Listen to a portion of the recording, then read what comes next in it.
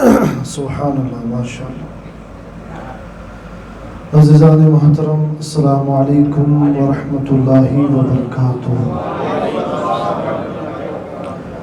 الحمد للہ وحدہ والصلاة والسلام علی من لا نبی بعدہ، وصلی اللہ تعالی علی خیر خلقہ ونور عرشہ وزینت فرشہ وعلی آلہ واہل بیتہ واصحابہ وازواجہ وذریاتہ وعلیاء امتہ وعلماء ملتہ اجمعین۔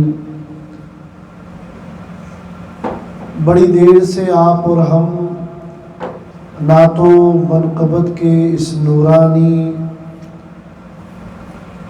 خوشگوار ماحول میں محظوظ ہو رہے تھے، جھوم رہے تھے، خوش ہو رہے تھے، اور یقیناً ایک بات سمجھ لیجئے اور گانٹھ باندھ لیجئے کہ نعت رسول پڑھنے کے لیے نہ داڑھی ہونا ضروری ہے، نہ ٹوپی ہونا ضروری ہے، نہ دستار امامہ پگڑی ضروری ہے، نہ جسم پر جبہ کبا ضروری ہے، نہ عمر کا کوئی تقاضا ہے، نہ کوئی اور بندشیں ہیں۔ بس اتنی شرط ہے کہ دل ہو، دل میں ایمان ہو، اور ایمان پر عشق مصطفیٰ کا نور ہو۔ بس شرط اتنی سی ہے کہ بندہ صاحب ایمان ہو، ایمان والا ہو، اور حبیب کا متوالا ہو۔ اب آپ نے دیکھا کہ ہمارے پاس ہر عمر کے نعت خواں ہیں، 70 سال سے لگا کر 7 سال کا، اور ہر طرح کے کلام پیش کرنے کے ماہر لوگ یہاں موجود ہیں۔ توجہ ہے آپ لوگوں کی، فکر مت کریے، 10 سے 12 منٹ میں انشاءاللہ تعالی بات ختم کر دیں گے، وقت زیادہ ہو چکا ہے، مجھے اس کا خیال ہے۔ تشریف رکھیں آپ لوگ اپنی جگہ پر، اور 10 منٹ آپ مجھے دے دیں، بلکہ مجھے نہیں بلکہ اپنے رسول کو دے دیں۔ 10 منٹ بڑی توجہ کے ساتھ، چھوٹے سے لگا کر موٹے، موٹے سے لگا کر پتلے، ضعیف سے لگا کر جوان، اور جوان سے لگا کر عالم، توجہ رکھیے گا۔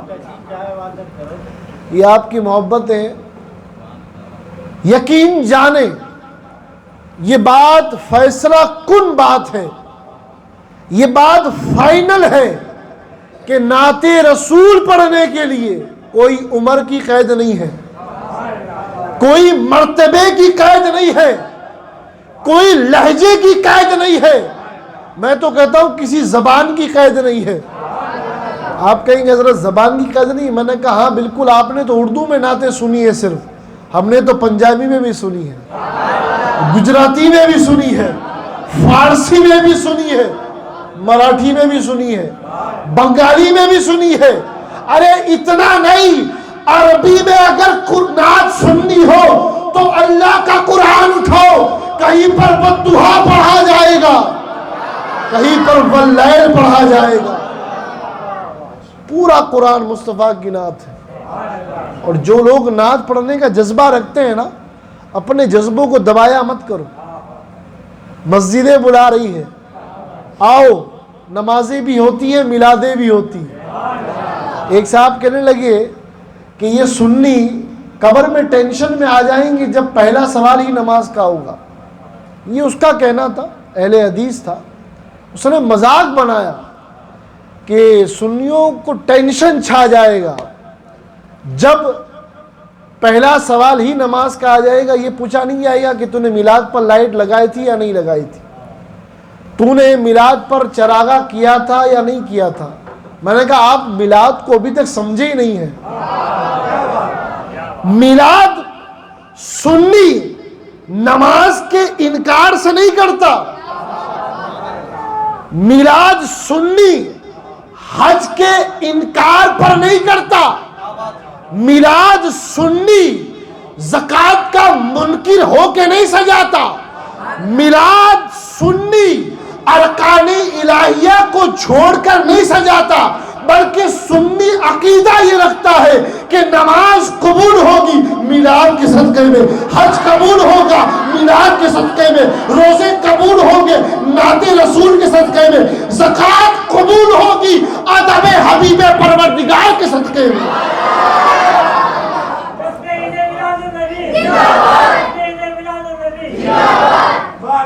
ہم یہ عقیدہ رکھتے ہی نہیں ہیں کہ نماز چھوڑ کر صرف میلاد منایا جائے۔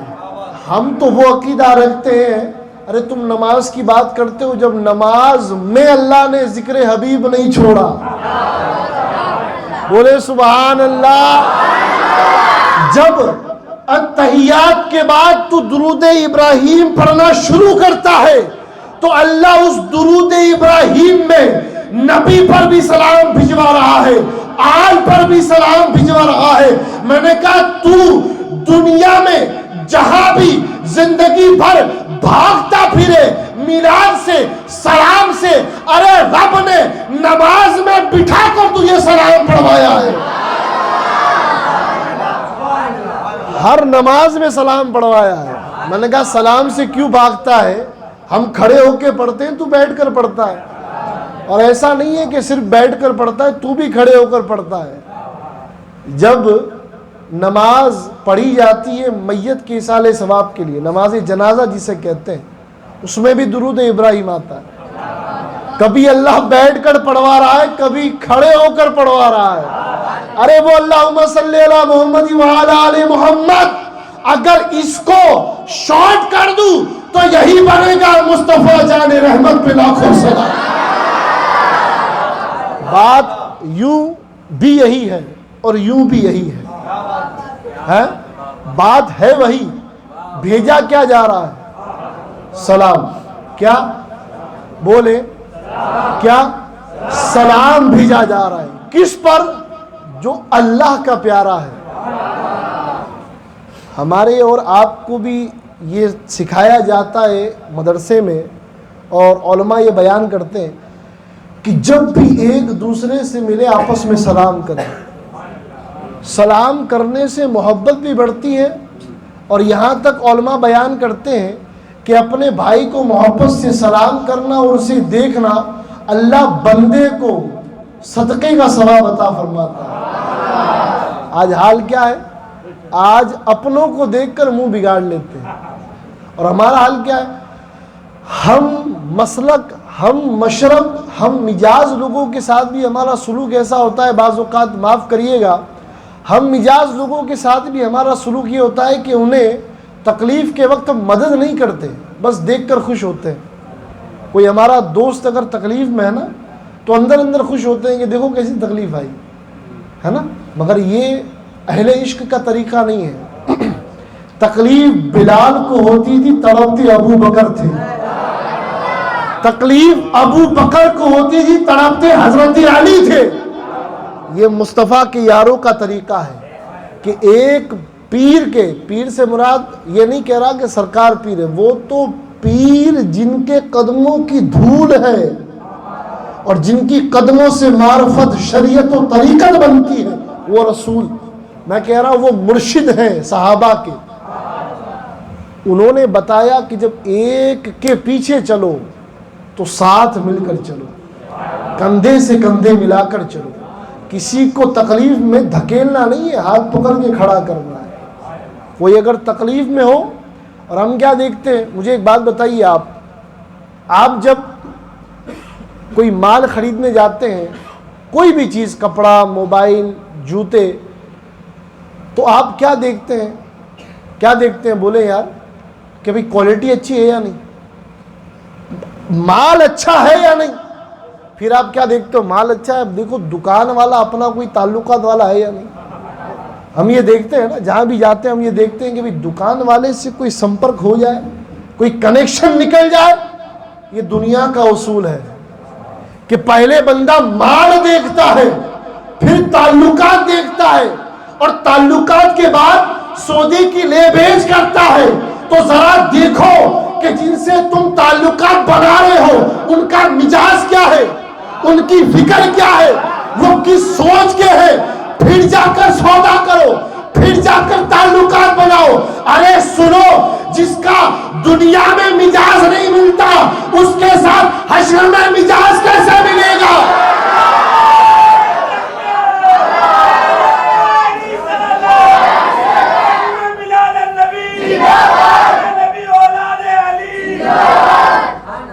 اللہ کے پیارے رسول کے دیوانوں، اللہ کے پیارے حبیب کے پروانوں، سنو، جو رسول کا ہو گیا، جو رسول کی آل کا ہو گیا، وہ ہمارا ہے. اور ہمیشہ ایک میسج لے کر جاؤ رسول کی ذات سے. میرے آقا نے کبھی کسی کو بھگایا نہیں.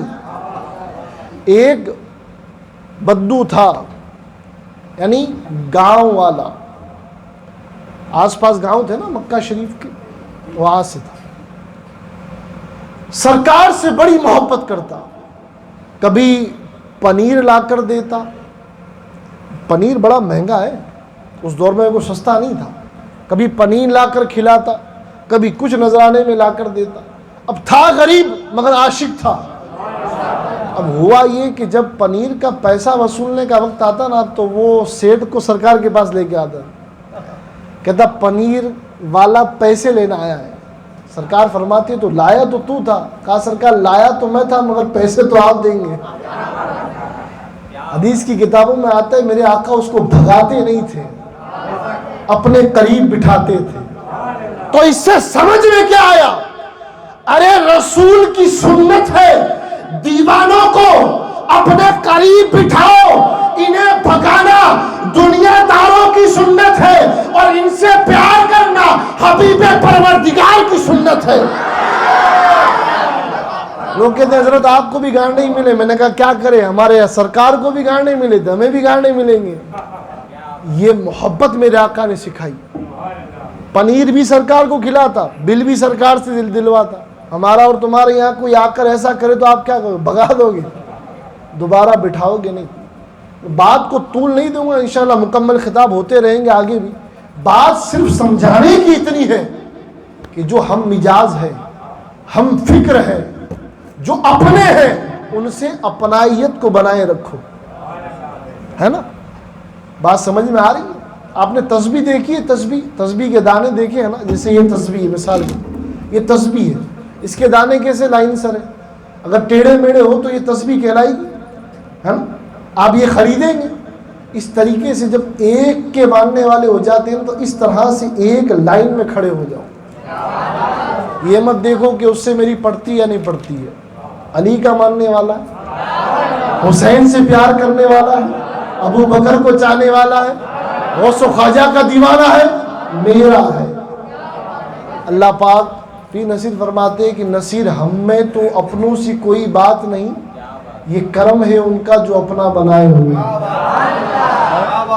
ہم تو اپنوں کے بھی دل نہ جیت سکے. یہ سرکار کی شان ہے کہ انہوں نے غیروں کے بھی دل جیت لیے. اللہ پاک ہم سب کو کہنے سننے سے زیادہ عمل کی توفیق عطا فرمائے. صلاۃ و سلام کے لیے کھڑے ہو جائیں.